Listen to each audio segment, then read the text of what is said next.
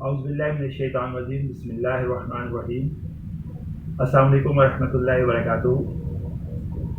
Doctor فضل الرحمان homeopath آج کی نئی ویڈیو کے ساتھ آپ کی خدمت میں حاضر ہے، اور آج جو ہماری ویڈیو کا موضوع ہے وہ ایک ذہنی مسئلہ ہے، ایک ایسا مسئلہ جس کا تعلق ہمارے ذہن سے ہے، تشویش سے ہے، فکر سے ہے، پریشانی سے ہے، ٹینشن سے، ایک طرح سے اٹیچ ہے وہ مسئلہ، اس کو ہم انزائٹی کا نام دیتے ہیں۔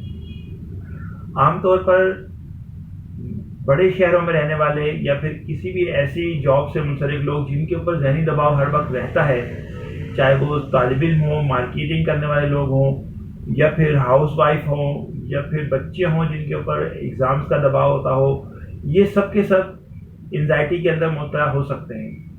اور ذہن کی ایسی کیفیت جس میں تشویش، فکر، پریشانی، بے آرامی، اور وہ ہر وقت انسان جب کسی خطرے کو محسوس کرے یا پھر اس کو یہ فیل ہو کہ کچھ ہونے والا ہے اور اب اس کے خلاف کچھ ہو سکتا ہے، یا اس کے ساتھ کوئی ایسی صورتحال پیش آ سکتی ہے جس سے اسے نقصان بھی ہو سکتا ہے یا اس کا دباؤ جو اور بڑھ سکتا ہے، تو وہ ایک طرح سے ہم اسے انزائٹی کہہ سکتے ہیں۔ انزائٹی، اسٹریس اور ڈپریشن تینوں آپس میں کچھ ملتی جلتی چیزیں ہوتی ہیں، لیکن انزائٹی میں کیا ہوتا ہے کہ عام طور پر انسان ہر وقت جو ہے وہ فکر مند رہتا ہے۔ پیشنٹ چاہے لیڈیز ہو چاہے وہ جینٹس ہو، اس کو تشویش اور بے آرامی رہتی ہے، وہ سکون سے بیٹھ نہیں سکتا۔ ایسا بھی ہو سکتا ہے کہ اس کو ٹھنڈے پسینے آ رہے ہوں، ساتھ میں گھبراہٹ بھی ہوتی ہو، حلق خوش ہو جاتا ہو، یہ سب چیزیں انزائٹی میں ہو سکتی ہیں۔ اور اس میں عمومی طور پر جنرل انزائٹی میں تشویش زیادہ پائی جاتی ہے، فکر زیادہ ہوتی ہے، اور انسان ہر وقت یہ محسوس کرتا ہے کہ اسے سکون نہیں ہے، اسے آرام نہیں ہے، اور وہ اسٹریس جیسی کیفیت میں رہتا ہے، یہ انزائٹی کہلاتی ہے۔ ہم دیکھتے ہیں کہ زیادہ تشویش جو ہے وہ عام انزائٹی سے تھوڑی سی زیادہ ہو تو وہ ایک طرح سے ایک پینک ڈس آرڈر کی کیفیت جو ہے وہ ہو جاتی ہے، جس میں پینک اٹیک بھی ہو سکتے ہیں، آپ کو گھبراہٹ کے دورے بھی پڑ سکتے ہیں۔ اور ایک اس سے زیادہ شدید قسم ہوتی ہے جس میں جو ہے شدید قسم کی انزائٹی ہو، تو اس کو ہم ایک طرح سے ایکیوٹ ڈسٹریس ڈس آرڈر کہہ سکتے ہیں، یا ایکیوٹ کنڈیشن کہہ سکتے ہیں، جس میں آپ ہر وقت ہی پریشان رہتے ہوں۔ بہت سارے لوگوں کو ہاتھوں میں پسینے بھی آتے ہیں، بہت سارے لوگوں کو ٹھنڈے پسینے آتے ہیں، بہت سارے پیشنٹ ایسے ہوتے ہیں جو کہ دل کی دھڑکن ان کی تیز ہو جاتی ہے۔ یہ ساری کیفیات انزائٹی میں آتی ہیں۔ آخر اس کی وجہ کیا ہے؟ عام طور پر بہت زیادہ وجوہات اس کی نہیں ہے، لیکن ہم 2-3 وجوہات کا جو ہے وہ جائزہ لے کے اس پہ بات کرتے ہیں کہ آخر انزائٹی ہوتی کیوں ہے اور کن لوگوں کو یہ زیادہ ہو سکتی ہے، اس کو کس طرح سے کنٹرول کیا جا سکتا ہے، کون سی ایسی چیزیں جو ہمیں ہیلپ کر سکتے ہیں کہ ہم اپنی تشویش کو، پریشانی کو یا فکر کو کم کر سکیں۔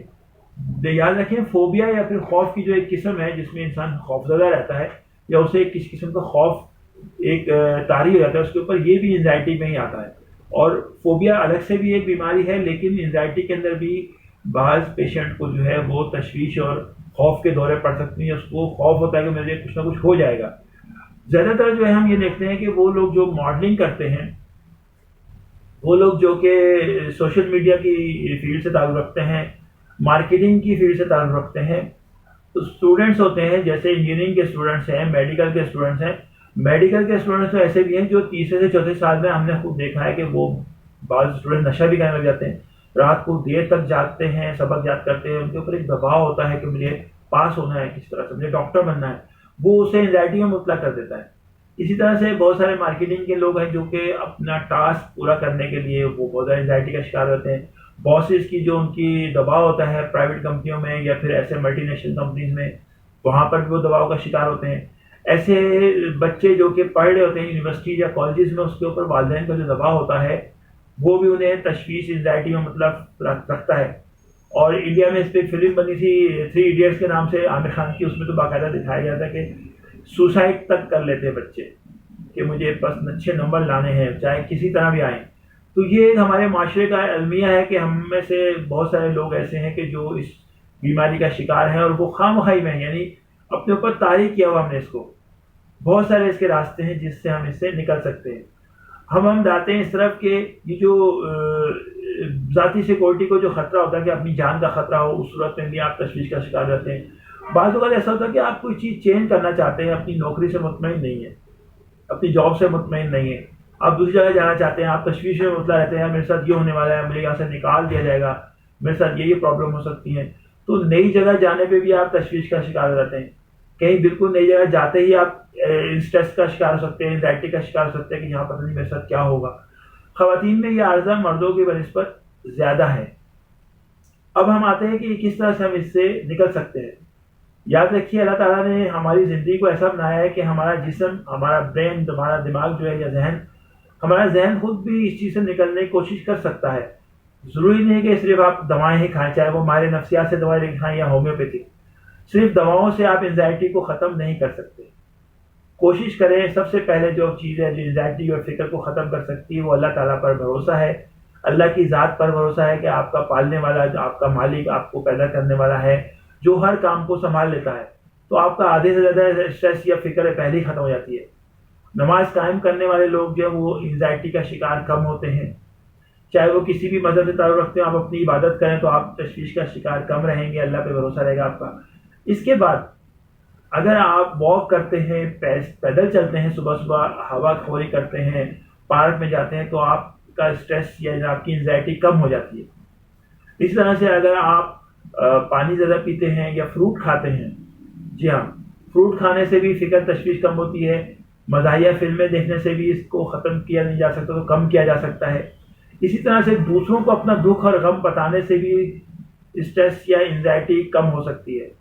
ماہر نفسیات جنہیں ہم سائیکالوجسٹ کہتے ہیں، سائیکیٹرسٹ نہیں جو دوائیں دیتے ہیں، سائیکالوجسٹ، وہ بھی اس کا علاج کر سکتے ہیں. اور ضروری ہے کہ آپ سیشن لے سکتے ہیں، آپ ان کے پاس بیٹھیں، انہیں اپنی بات بتائیں اور وہ آپ کو اس کا حل بتائیں گے. اور اس طرح سے 2-3-4 سیشن سے آپ کی جو اسٹریس جیسی کیفیت ہے، انزائٹی جیسی کیفیت ہے، اس میں فرق پڑ سکتا ہے. یہ مستقل رہنے والا عارضہ نہیں ہے. کچھ لوگ ایسے ہوتے ہیں جن کو مستقل انزائٹی کا شکار ہوتے ہیں وہ، لیکن ہر آدمی کا ایسا نہیں ہے. کچھ عرصے کے لیے انزائٹی کا شکار رہنے کے بعد انسان خود بخود ٹھیک بھی ہو جاتا ہے. کچھ حالات ایسے پیش آتے ہیں ہر ایک کے ساتھ کہ وہ اس کا شکار ہو سکتا ہے. ہم اور آپ جس دنیا میں رہتے ہیں وہاں پر ایک تیز رفتار زندگی ہے ہمارے پاس، تو اس میں کچھ نہ کچھ ایسی چیزیں ضرور آتی ہیں کہ ہم میں سے ہر شخص جو ہے وہ کسی نہ کسی پریشانی کا شکار رہتا ہے، تو وہ انزائٹی کا شکار ہو سکتا ہے. اب آتے ہیں ہومیوپیتھی کی طرف. تو یاد رکھیے ہومیوپیتھی میں علامات پر دوا دی جاتی ہے اور سبب پر بھی دی جاتی ہے. تو بہت ساری ایسی دوائیں ہیں جو کہ تشویش کو، فکر کو، انزائٹی کو کم کر سکتی ہے.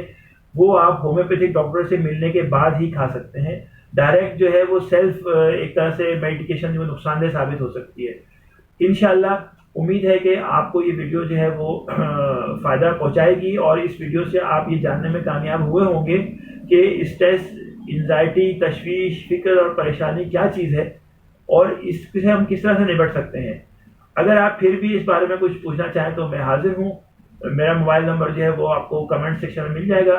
اللہ تعالیٰ سے دعا ہے کہ اللہ تعالیٰ ہم سب کو ہر قسم کی ذہنی اور جسمانی بیماری سے محفوظ رکھے، اور آنے والے اس رمضان مبارک میں ہم اللہ تعالیٰ سے اپنا تعلق اور بڑھائیں، ہم سکون کی زندگی گزاریں. انشاءاللہ رمضان المبارک میں ارادہ ہے کہ اسی چینل پر آپ کے لیے سیرت النبی صلی اللہ علیہ وسلم اور اس کے ساتھ ساتھ انبیاء کرام کی زندگی پر جو کتاب ہے پوری، وہ ہم اس کا مطالعہ کریں، اور ایک ہی دن میں، یعنی ایک دن میں ہم ایک ویڈیو، 2 ویڈیو لوڈ کر کے پورے رمضان کو جو ہے وہ ہم انبیاء کرام کی سیرت کا مطالعہ کر کے اس میں سے بہت ساری چیزوں سے ہم واقف ہوں. جزاک اللہ خیر. السلام علیکم ورحمۃ اللہ وبرکاتہ.